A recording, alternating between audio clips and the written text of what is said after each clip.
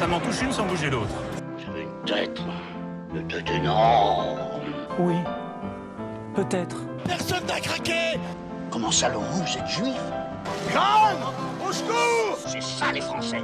La République, c'est moi. Cessez de gueuler! Nique ta mère. Mocheté, mal élevée. Donc c'est bon. Mais c'est vrai. C'est trop facile. La ferme! Regardez ce andouille, là. Non mais calmez-vous madame, ça va bien se passer. Vous vous foutez de moi? Oui. C'est de la poudre de perlimpin. Je me souviendrai de ce cochon. Ah!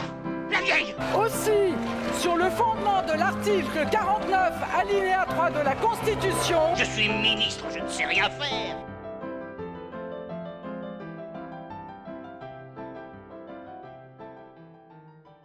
Le pays est en danger parce que nous sommes au bord du surendettement. Non. Si. Sur les 2 dernières décennies, malgré la succession de gouvernements de tendances différentes, la dette de notre pays s'est accrue de 2000 milliards d'euros. Quoi? Comment? Combien? C'est sérieux? Chaque heure de chaque jour et de chaque nuit, depuis 20 ans, chaque heure a augmenté la dette de 12 millions d'euros de dette supplémentaire. C'est bien qu'on les je vais l'éclater, c'est dur. Nous avons eu des crises considérables à traverser et cet argument doit être pris en compte. On a eu les subprimes et la crise financière en 2008 et 2009. Et puis on a eu les gilets jaunes, et puis on a eu la terrible crise du Covid qui a paralysé la planète. Et puis on a eu la guerre d'annexion déclenchée par la Russie, et puis on a eu la crise énergétique qui s'en est suivie, et puis on a eu l'inflation, et puis on vient d'entrer dans l'orage des droits de douane déclenchés par M. Trump. Je sens que je vais avoir un malaise. Je suis malade. Dites-moi un gros mensonge que je vois si je vous crois ou si je ne vous crois pas. Mais un gros, hein? Paf, allez.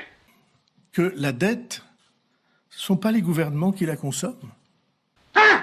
Je lui demande toute la journée au peuple. Mais il aime qu'on lui mente, le peuple. Le peuple.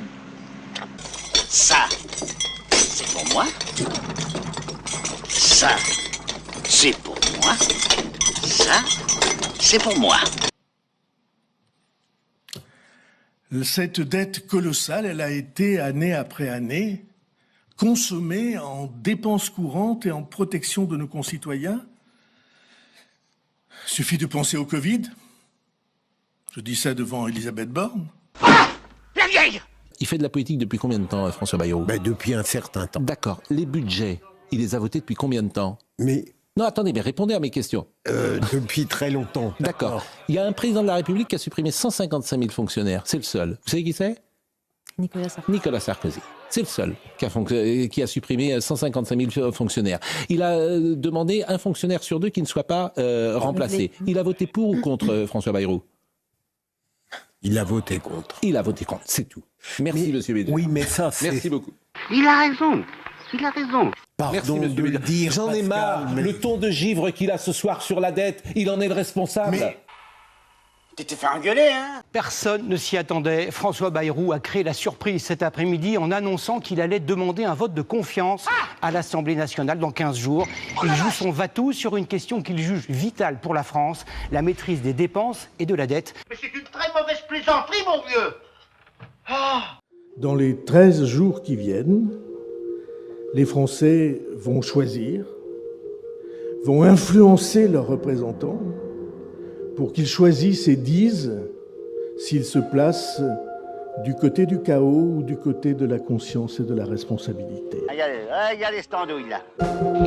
François Bayrou tente encore de croire qu'il peut arracher la confiance des députés le 8 septembre. Le Premier ministre a promis mardi de se battre comme un chien, mais la chute de son gouvernement est une quasi-certitude. Eh ben, mes cadets, eh ben, mes petits frères, ça commence bien. Qu'est-ce que je vais devenir? Je suis ministre, je ne sais rien faire. Un vote pour que les députés renouvellent leur confiance au gouvernement, avec le risque de devoir quitter Matignon en cas d'échec. Le scrutin a été volontairement programmé en amont d'une journée de mobilisation, le 10 septembre, et du dépôt d'une motion de censure 2 semaines plus tard. Mais quand ça pètera, ça fera un scandale épouvantable. Je ne comprends pas. Ça fait rien. Au barbarisme. Jean-Luc Mélenchon le premier pronostique la chute du La gouvernement. République, c'est moi! Mocheté. Même son de cloche du côté de Marine Le Pen, qui annonce d'ores et déjà voter contre la confiance au gouvernement de François Bayrou, tandis que son parti appelle à de nouvelles élections législatives. Nique ta mère. Mal élevé. Confronté au rejet de son plan d'économie, François Bayrou a sollicité un vote de confiance. Pour cela, il a eu recours à l'article 49.1 de la Constitution.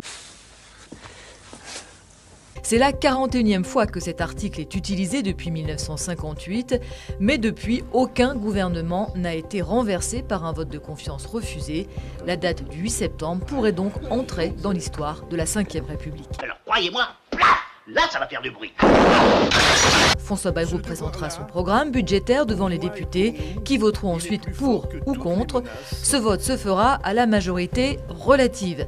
Il suffit d'avoir plus de voix que le camp d'en face pour l'emporter.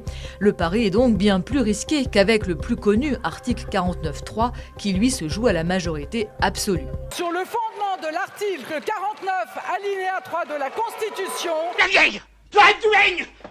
S'il perd le vote de confiance, le gouvernement devra démissionner. Et sauf coup de théâtre, c'est ce qui va se passer, vu les réactions des oppositions qui ont été immédiates. Ça va péter. Péter. C'est allumé.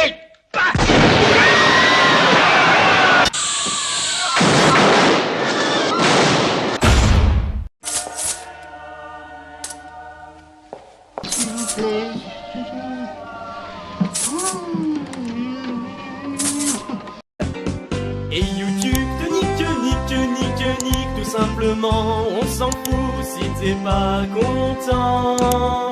Pour 5 secondes d'ayant droit, on prend tout et ferme-la, on prend tout et ferme-la.